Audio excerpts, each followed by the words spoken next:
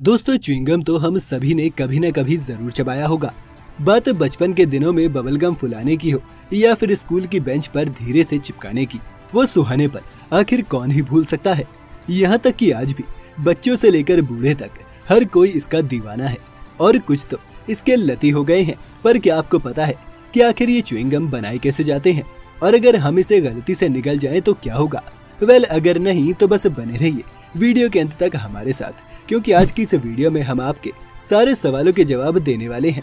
साथ ही अगर आप चैनल पर नए हैं तो वीडियो शुरू होने से पहले इसे सब्सक्राइब जरूर कर ले। दोस्तों आज से कई सौ साल पहले जब च्युइंगम का दूर दूर तक नामो निशान नहीं था, तब भी लोग इसे अलग अलग नामों से चबाया करते थे, यानी इसके शौकीन माया सभ्यता तक थी।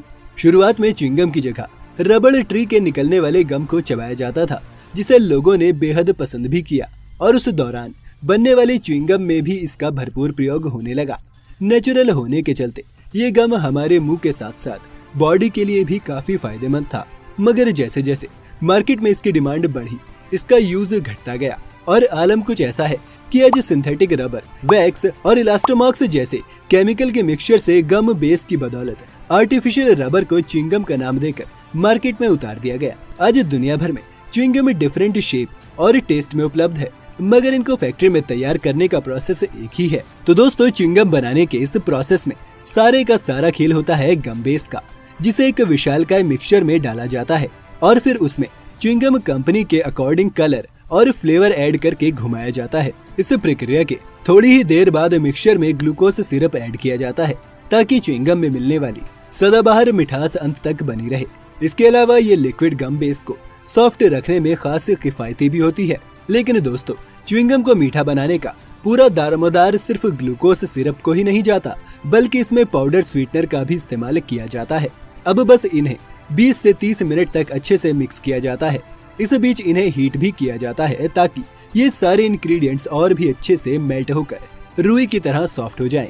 एक बार घुल जाने के बाद इस मिक्सचर को ट्रॉली के थ्रू प्रेस्ट्रूडर नामक एक मशीन में डाला जाता है, जो इस लॉट को एक छेद से टूथपेस्ट की तरह कुछ इस अंदाज में बाहर निकालती है। दरअसल दोस्तों ये एक तरह की प्रेशराइज्ड मशीन होती है जो गम बेस की लॉट को स्क्विश करके नैरो साइज में बाहर फेंकती है। कुछ इस तरह ये मशीन और भी अलग अलग साइज और शेप में इन्हें स्क्विश करके निकालती है। बस फिर इन्हें एक पतले स्ट्रिप की फॉर्म में कन्वर्ट करके स्ट्रूडर से पास कराया जाता है, जो कि इन्हें एक बबल गम की शेप में बाहर निकालती है। पर अभी ये लंबी रस्सी की शेप में होती है, जिसे आगे चलकर बाइट शेप में काटा जाता है। हालांकि दोस्तों काफी गर्म होने के चलते इन्हें ऐसे पैक करना बेहद मुश्किल होता है, इसलिए इस गम को कूलिंग चेंबर की तरफ रेफर करके पहले ठंडा किया जाता है। बस अब ये बबल गम रैप करने के लिए तैयार हो जाते हैं, जिन्हें मशीन द्वारा फटाफट रैप करके सैकड़ों की तादाद में मिनटों में निकाल दिया जाता है, जिसे नंगी आंखों से देखना हर किसी के बस की बात नहीं है। पर हम आपको इसे थोड़ा स्लो मोशन में दिखाते हैं ताकि च्युइंगम मेकिंग प्रोसेस का एक एक पल आपकी आंखों से ओझल ना हो सके। अब आप देख सकते हैं कि आखिर कैसे ये मशीन इन बबलगम स्ट्रिप्स को छोटे से छेद से बाहर निकलकर एक पेपर रैप में आ जाती है और फिर मशीन इस रैप को दोनों साइड से मोड़कर बंद कर देती है, जिससे ये हवा और बाकी डस्ट से दूर रहे। बस इसके बाद आसमान से हो रही बारिश की बूंदों की तरह ये छोटे छोटे सुनहरे बबलगम कन्वेयर बेल्ट पर गिरते हैं, जिन्हें आगे चलकर पैकेजिंग सेक्शन की तरफ भेजा जाता है, जहां पहले से मौजूद एक ऑटोमेटिक मशीन इन्हें एक लिमिटेड क्वांटिटी में डिब्बे और पैकेट में पैक करके बाजार में बिकने के लिए रवाना कर देती है। और फिर इन्हें मार्केट से खरीदकर हम मजे से गुब्बारे फुलाने की रेस में लग जाते हैं। तो दोस्तों ये तो हो रही थी फैक्ट्री में बबलगम बनने की बात, लेकिन क्या आपने कभी सोचा है कि अगर ये च्युइंगम हम निगल जाएं तो क्या होगा?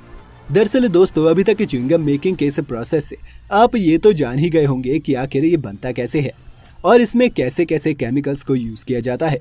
यकीनन इससे आपको ये भी अंदाजा लग गया होगा कि हमारे शरीर के लिए ये बिल्कुल भी फायदेमंद नहीं है, खासकर तब जब हम इसे जाने अनजाने में पूरा निगल जाए।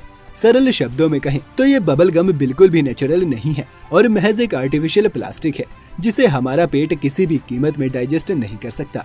दरअसल दोस्तों होता कुछ यूँ है कि जब हम च्युइंगम को गलती से निगल जाते हैं तो वो सीधा पेट के अंदर चला जाता है, जहाँ इसमें मौजूद शुगर, ग्लूकोज जैसे अन्य तत्व वही खत्म हो जाते हैं और बचता है तो सिर्फ और सिर्फ रबर। यहाँ इसे पचाना हाइड्रोक्लोरिक एसिड के बस की बात भी नहीं है। जिसके बाद भगवान की कृपा से अगर ये रबर आपके बाकी अन्य मल के साथ बाहर आ जाता है तो ठीक है, वरना कुछ दिनों में पेट में दर्द महसूस होगा जिससे आप हॉस्पिटलाइज्ड भी हो सकते हैं। वहीं बच्चों के केस में तो ये और भी ज्यादा खतरनाक है, जिसे अक्सर वो निगल जाते हैं और ये च्युइंगम उनके गले में अटक जाता है, जो समय में इलाज न मिलने से भयानक स्थिति भी पैदा कर सकता है।